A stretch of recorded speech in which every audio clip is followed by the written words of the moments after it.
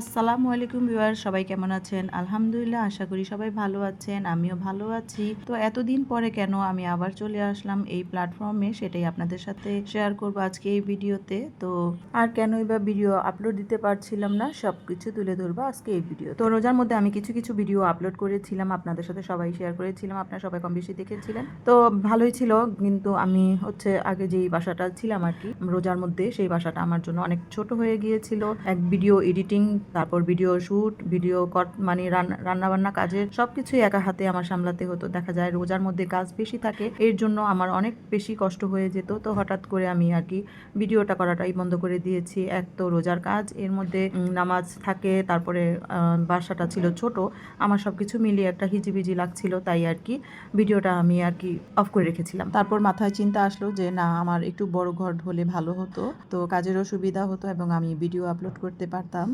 এক ছোট ঘরে বেশি ফার্নিচারে মানে অনেক বেশি আর কি গেদাগেদি হয়ে গিয়েছিল, কি বলবো। তো যাই হোক, আমি আগের ওই কিছু কিছু হয়তো বা ভিডিওতে দিয়েছিলাম আমার ঘরের হালকা পাতলা সাইডের ট্যুরগুলো। তারপর আমি ঘর মানে খোঁজা শুরু করে দিলাম যে আমার একটা বড় ঘর দরকার বা বড় একটা ফ্ল্যাট দরকার। তারপর যদিও আগের বাসাটা আমার নিজের বাসা ছিল, আর বড় একটা ফ্ল্যাট এখন থেকে ভাড়া নিয়েছি আর কি, 1 মাস হয়ে এসেছে প্রায়। তারপর এক জায়গা থেকে আরেক জায়গায় ট্রান্সফার হওয়াটা যে কি কষ্টকর ব্যাপার, যে কি বলবো। আমি অনেক কিছুই চেয়েছিলাম যে আমি ভিডিও করব, অনেকেই দেখি ঘর চেঞ্জ করার সময় ভিডিও করে, আগের ঘর বা পরের ঘর।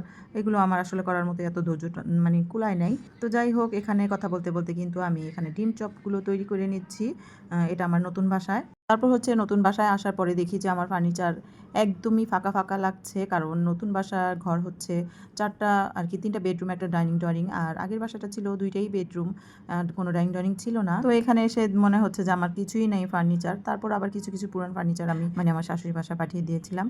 তো যাই হোক, বাসাটা আপনাদের সাথে পরে শেয়ার করবো কোনো একদিন ফ্রি হয়ে। আর বাসায় নতুন নতুন আরও ফার্নিচার লাগবে, সেগুলো আনবো আর আপনাদের সাথে ভিডিও আপলোড দিতে থাকবো। তো এখানে কথা বলতে বলতে কিন্তু আমার ডিম চপগুলো হয়ে যাচ্ছে। তো এটা কিন্তু রোজার ভিডিও না, এটা কালকের ভিডিও ছিল। তো ডিম চপগুলো কেমন হয়েছে, আর হুট করে মনে হলো যে রোজার মধ্যে তো এগুলো খেয়েছিলাম, তো এখনও বেসন রয়ে গিয়েছিল রোজার। তো ডিম চপ করে ফেলি, বিকেলের নাস্তা বাচ্চাদের হয়ে যাবে। তো এই তো গরম গরম হয়ে গেল আমার এখানে ডিম চপগুলো। একটা ডিম আলু দিয়ে আর কি চপ করেছি, আর একটা ডিম শুধু গোল গোল করে বেসনে কোট করে তারপর আমি ভেজে নিয়েছি।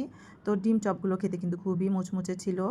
হয়তো বা স্ক্রিনে আর কি আওয়াজ শোনা যাচ্ছে না, মানে আমি দেখানোর চেষ্টা করছিলাম।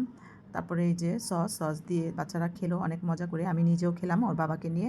তো আজকের ভিডিওটা কেমন হয়েছে আপনারা সবাই কিন্তু কমেন্টের মাধ্যমে জানাবেন, এবং আগের মতো আপনাদের ভালোবাসা আমি কিন্তু পেতে চাই। তো সবাই ভালো থাকবেন, সুস্থ থাকবেন, আমার জন্য দোয়া করবেন সবসময়, যাতে এইভাবে আপনাদের পাশে থাকতে পারি আর বেশি বেশি ভিডিও আপলোড করতে পারি। তো আজকের মতো এখানেই শেষ করছি। আল্লাহ হাফেজ।